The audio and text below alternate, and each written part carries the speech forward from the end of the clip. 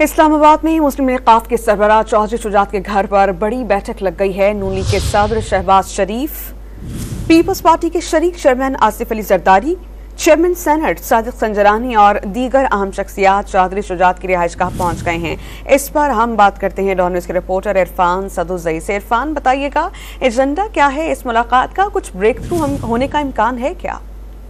जी, इस वक्त 4 सियासी जमातें, उनके जो मरकजी कायदीन हैं, इसके अलावा सेनेट के जो मौजूदा चेयरमैन सादिक संजरानी, वो इस टाइम एक बहुत बड़ी बैठक में इस वक्त मौजूद हैं चौधरी शुजात हुसैन की रिहाइशगाह के ऊपर। आइंदा की जो हुकूमत है उसमें जो हिकमत अमली है और उसमें जो पावर शेयरिंग का फॉर्मूला है उसके ऊपर गुफ्तगू हो रही है। और आज सादिक संजरानी आए और इसके अलावा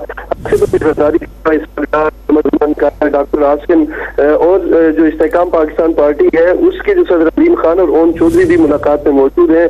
बुनियादी तौर पर जितने भी कायदीन हैं इनमें एक बात के ऊपर इत्तेफाक हो चुका है कि पाकिस्तान पीपल्स पार्टी है वो काबीना का हिस्सा नहीं बनेगी, लेकिन जो अपनी होते हैं वो अपना शेयर जरूर रखेंगे। और इसके अलावा पंजाब और वफाक में मुस्लिम लीग नून जो है वो हुकूमत करेगी और इसमें जो मीटिंग पोल होंगे वजीर आला और वजीर आजम का, उनके नामों के ऊपर इत्तेफाक होगा। बलूचिस्तान में पीपल्स पार्टी और सिंध में भी पीपल्स पार्टी की ही होगी और इनमें जो वज़ीर आला है इनके नामों के हवाले से भी अपनी शक्ल दी जाएगी। जी इरफान, बहुत शुक्रिया आपका।